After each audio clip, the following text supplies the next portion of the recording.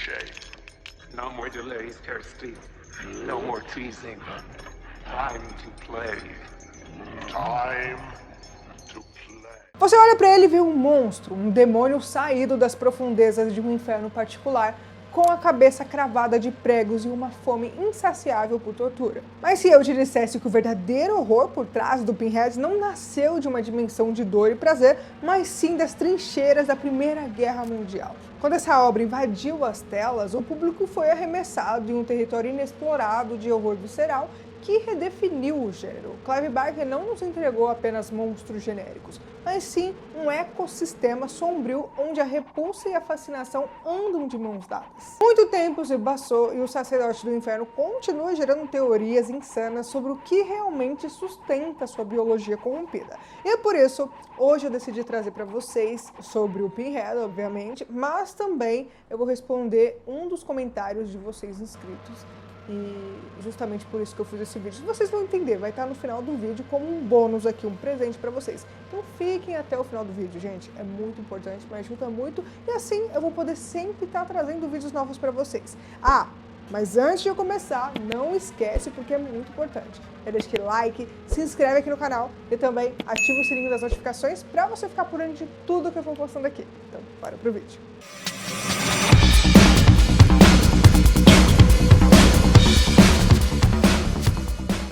E aí pessoal, tudo bem com vocês? Se você não me conhece, acabou de chegar aqui no canal, bem-vindos! Eu sou a Tayla Moitinho. Bom, quando Clive Barker lançou Hellraiser em 1987, foi algo muito diferente. Até aquele momento, estavam acostumados com um slasher adolescente, correndo de assassinos mascarados com facões. E de repente, o Barker nos jogou em um universo onde a dor e o prazer são indissociáveis, uma mitologia rica e repulsiva que misturava a filosofia existencial com body horror. O magnetismo da franquia está enraizado na forma doentia, como esses seres utilizavam as questões deles aí como uma linguagem espiritual para se comunicar com suas vítimas. Eles estão longe de serem meros assassinos sedentos por sangue. Eles operam como sacerdotes de uma religião onde a carne rasgada é a maior das oferendas. Cada cicatriz no corpo dessas criaturas funciona como uma medalha de honra dentro do próprio código moral corrompido deles. E é exatamente analisando as entrelinhas e as deformidades dele que a gente começa a entender a engenharia bizarra que os mantém no topo da cadeia alimentar do terror.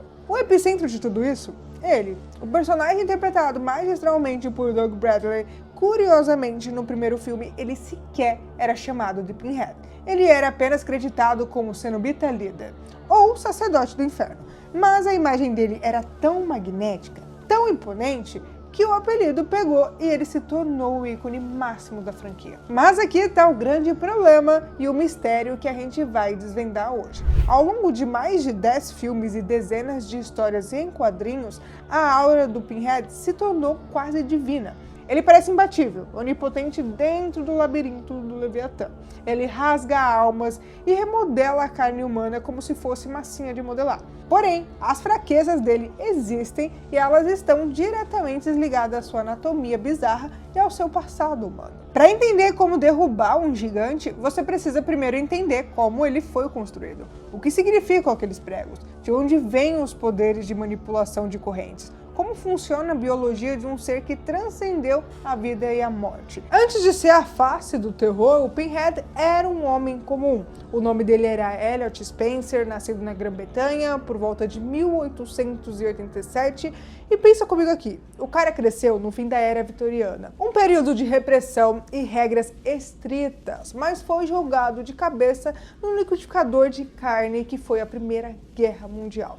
O Spencer virou capitão do exército britânico e ele lutou na Batalha de Flanders. Antes de ele ser consumido pelo niilismo, os relatos apontam que o capitão Spencer era um homem profundamente empático e voltado ao bem-estar da sua tropa. O ponto de ruptura aconteceu quando o Inferno das Trincheiras tirou qualquer crença que ele pudesse ter em uma força divina protetora. E é aqui que a mente dele quebra. Ele viu um nível de carnificina tão absurdo, mortes tão grotescas e sem sentido, que ele simplesmente perdeu a fé na humanidade. E pior, isso transformou ele em um casulo vazio. Quando você não sente mais empatia, esperança ou amor, você busca qualquer coisa que te faça lembrar que está vivo. E pro Spencer, essa busca hedonista e desesperada levou ele até a caixa do Le Marchand. Ao resolvê-la, ele não encontrou demônios tradicionais. Ele encontrou cirurgiões de uma dimensão superior que ofereceram a ele a experiência definitiva. Ok, a gente já entendeu a biologia emocional e visual dele, mas quão poderoso é o sacerdote do inferno na prática? A verdade é que a anatomia mágica do Pinhead beira a de um deus Lovecraftiano, e é aqui que a história fica ainda mais insana. A habilidade assinatura dele é a manipulação de correntes. Pensa comigo como se fosse uma telecinese sádica. Ele não precisa mover um músculo. Com o pensamento, ele invoca ganchos farpados de outra dimensão que rasgam o tecido da nossa realidade.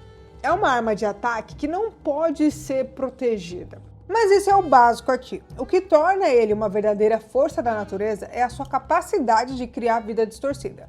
O Pinhead pode fabricar o que chamamos de pseudo-cenobitas. No terceiro filme, ele massacra um clube noturno inteiro, usa as partes do corpo das vítimas para moldar novos servos. Ele transformou o dono do clube em um ser com um pistão na cabeça e fundiu irmãos gêmeos em uma única abominação. Ele não é apenas um monstro, ele é um cirurgião de almas, um arquiteto da carne. Além disso, a anatomia do Pinhead permite o transmorfo e a ilusão. Em Hellraiser 3, ele assume a forma do pai morto de uma vítima da guerra do Vietnã para manipulá-la. Em Hellraiser Inferno, ele passa quase o filme todo disfarçado como um psiquiatra humano, Dr. Paul Gregory, brincando de gato e rato com a mente de um policial corrupto, provando que o seu poder não é apenas físico, mas profundamente psicológico.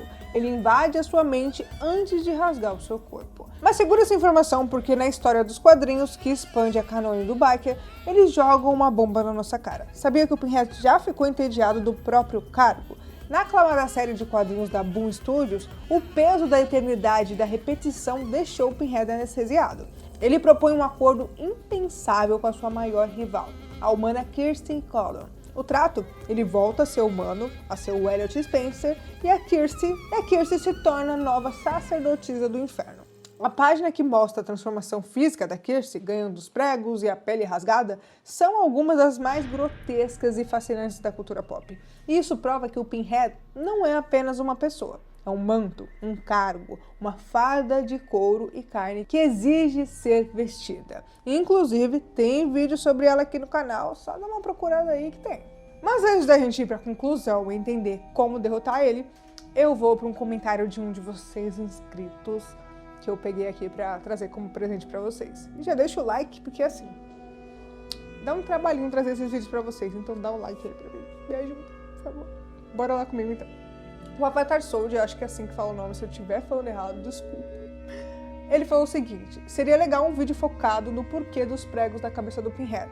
Eu sou tanto dessa temática que eu tenho tatuado o Pinhead, mas eu tenho essa dúvida há muito tempo sobre o porquê dos pregos na cabeça.